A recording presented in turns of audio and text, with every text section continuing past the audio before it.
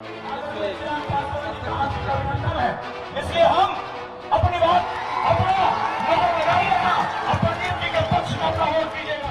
चिराग पासवान सियासत का वो नया चेहरा जो सिनेमाई तो जरूर है, लेकिन अपने दम पर सियासी फिल्म को हिट कराने का जज्बा जरूर रखता है।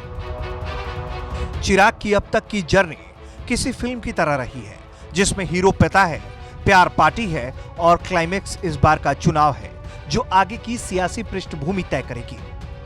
जब चिराग सिनेमा की दुनिया को छोड़कर सियासत की दुनिया में आए थे तो पिता ने विरासत की जमीन तैयार करके अपनी पार्टी के भविष्य और आगे होने वाले राजनीतिक फैसलों पर एक तरह से मुहर लगा दी थी।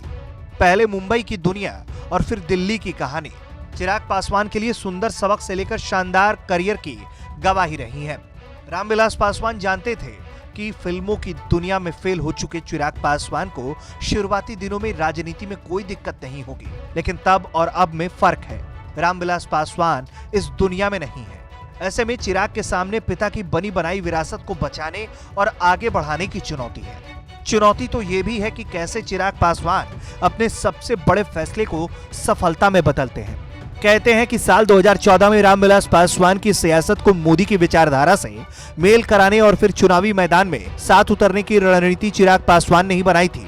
ये प्रयोग लोक जनशक्ति पार्टी के लिए शानदार प्रयोग रहा।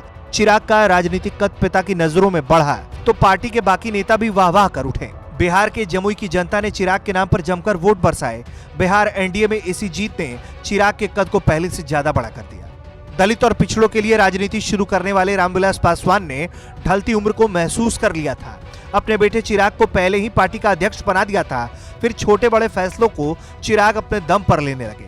पार्टी में टिकटों के बंटवारे को लेकर पार्टी के नेताओं में काम बांटने तक की जिम्मेदारी रामविलास पासवान के रहते हुए भी चिराग ही संभालने लगे थे। अब चिराग को आगे की राहें अपने दम पर अपनी सियासी समझ पर तय करनी थी और इस बार का चुनाव इसकी आधार रखेगा। उनकी ही लोक जनशक्ति पार्टी के कई नेता कहते हैं कि चिराग की शख्सियत को सिर्फ रामविलास पासवान के बेटे होने के बातों से ही नहीं आंका जा सकता।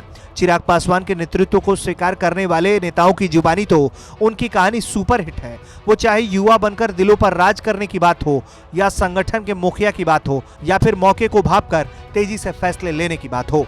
कंप्यूटर साइंस के साथ साथ फैशन डिजाइनिंग की पढ़ाई करने वाले चिराग ने अपने पहले प्यार को सबसे पहले गले लगाया। 2011 में एक्टिंग की दुनिया में हाथ आजमाया। सिनेमा में मौका भी मिला। चिराग की फिल्म मिले ना मिले हम पर्दे पर आई।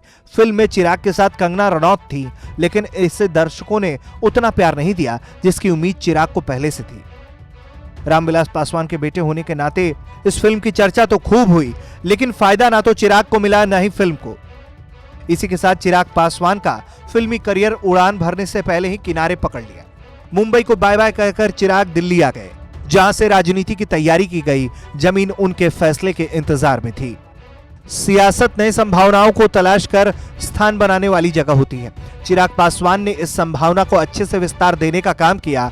लोक जनशक्ति पार्टी तेजी से अलोकप्रिय हो रही थी। रामविलास पासवान यूपीए खेमे को छोड़कर जाना नहीं चाहते थे। कारण था धर्मनिरपेक्षता के नाम पर फैसले लेने में घबराहट। दूसरी तरफ रामविलास पासवान की विचारधारा को नरेंद्र मोदी की विचारधारा से मेल न खाना और एक साथ खड़े होकर चुनावी पटल पर दिखना मुश्किल लग रहा था। लेकिन इन सारी परिस्थितियों के बीच चिराग ने इस काम को अच्छे से किया। दूसरी तरफ जिस दौर में चिराग पार्टी में आए, उनकी पार्टी से सांसदों की संख्या 0 थी, लेकिन आगे वैकल्पिक राहें खुली हुई थी। अपनी सूझबूझ और मोदी लहर को रामविलास पासवान से ज्यादा चिराग देख और समझ रहे थे। यहां से पार्टी की सियासत का रुख और राजनीतिक किस्मत दोनों को बदलने के लिए फैसला चिराग ने खुद से लिया। इसका परिणाम भी पार्टी के लिए सुखद साबित हुआ। सियासत का भी संयोग से जबरदस्त नाता होता है। बिहार में बीजेपी नीतीश कुमार के खिलाफ एक बड़ी तलाश में थी। नीतीश कुमार अपने राजनीतिक फलक को बड़ा करने के चक्कर में मोदी के खिलाफ जाकर बिहार में चुनाव लड़ना चाहते थे। नीतीश कुमार का यही फैसला उन्हें बीजेपी से अलग कर गया और रामविलास पासवान की पार्टी के लिए राहें खुल गई। चिराग की राजनीति गजब तरीके से चमकने लगी। पार्टी के नेताओं की बोली बदलने लगी। एलजेपी के समर्थक कहने लगे कि चिराग के ऐसे तेवर ही उसके राजनीतिक जेवर हैं। चिराग पासवान का एक एनजीओ भी है, नाम है चिराग का रोजगार।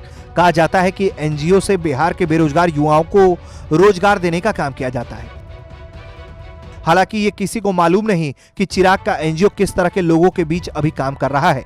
अभी चिराग के राजनीतिक फैसलों से ये साफ नहीं है कि वो अपने पिता के नक्शे कदम पर ही राजनीति को आगे बढ़ाएंगे या फिर भविष्य की जरूरतों के मुताबिक अपने फैसले को बदलते रहेंगे।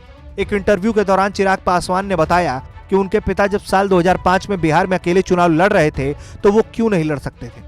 2020 के बिहार विधानसभा चुनाव में चिराग की पार्टी अकेले ही चुनावी मैदान में उतर गई।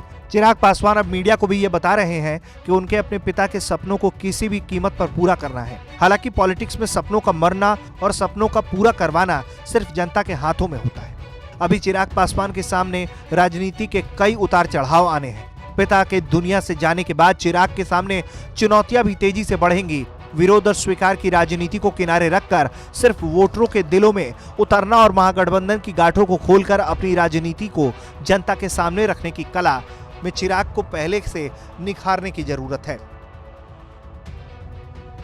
रामविलास पासवान के निधन के बाद चिराग कई बार मीडिया के सामने भावुक हुए, रोते रहे, पिता को याद करते रहे, पिता की कई बातों को दोहराते रहे। लेकिन भावुकता और राजनीति दो किनारों पर बसे होते हैं।